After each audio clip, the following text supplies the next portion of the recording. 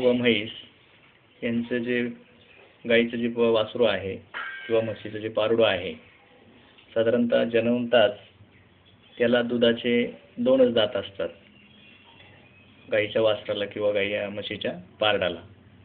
त्याच्यानंतर साधारणतः 15 दिवसानंतर त्या वासराला किंवा म्हशीच्या पारडाला साधारणतः दुधाचे एकूण 4 दात या ठिकाणी होतात. 15 दिवसानंतर असे दुधाचे 4 दात त्याला नवीन 2 दात येतात, पहिले 2 दात असतात आणि असे एकूण 4 दात त्या ठिकाणी 15 दिवसानंतर त्याला होतात.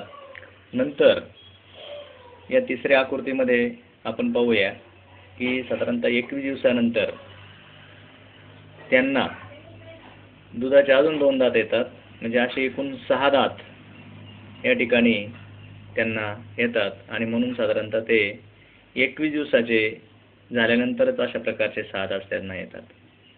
नंतर शेवटी साधारणतः 30 दिवसानंतर एकूण दुधाचे 8 दात त्यांना या ठिकाणी आकृतीमध्ये दाखवलेले आहेत. म्हणजे अशा प्रकारे 30 दिवसानंतर दुधाचे या ठिकाणी 8 दात येतात. म्हणजे साधारणतः जन्मापासून तर 30 दिवसानंतर असे हे दुधाचे 8 दात या ठिकाणी येतात आणि दुधाचे शेवटी 8च दात असतात. नंतर आता जसजसं त्याचं वय वाढत जातं तसतसं या ठिकाणी त्या जनावराचे किंवा त्या वासरा किंवा पारडाचे या ठिकाणी दुधाचे दात पडतात आणि त्याला नंतर कायमचे दात या ठिकाणी येतात.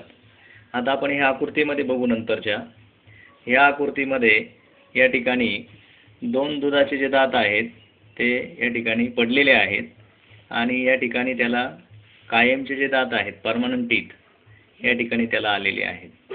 म्हणून साधारणतः जर 2 दुधाचे जर दात पडून जर 2 कायमचे जर दात आले तर त्याचं वय साधारणतः या ठिकाणी 2 ते 3 वर्ष असतं.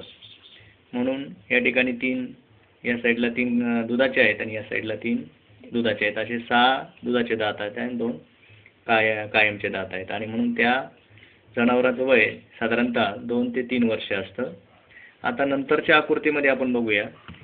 नंतरची जी आकृती आहे या नंतरच्या आकृतीमध्ये आपल्याला या ठिकाणी 2 दुधाचे दात कमी होतात आणि कायमचे दात त्याला येतात. म्हणजे असे एकूण या ठिकाणी या आकृतीमध्ये 1, 2, 3 आणि 4 असे कायमचे 4 दात आहेत आणि या ठिकाणी दुधाचे 1, 2 आणि या बाजूला 1, 2 असे दुधाचे एकूण या ठिकाणी 4 दात आहेत.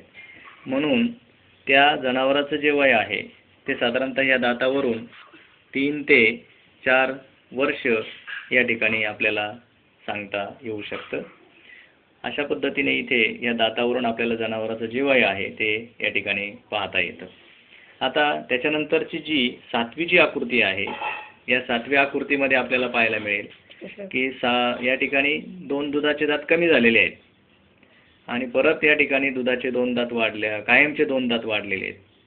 म्हणून साधारणतः 1, 2, 3, 4, 5 आणि 6 असे 6 जे आहेत 6 कायमचे दात तयार होतात आणि 2 या ठिकाणी दुधाचे दात आहेत. म्हणून त्याचं जे वय आहे साधारणतः ते 4 ते 5 वर्ष या ठिकाणी आपल्याला दाखवता येईल. अशा प्रकारे या आकृतीमध्ये आपल्याला त्या दातांची रचना या ठिकाणी पाहायला मिळते.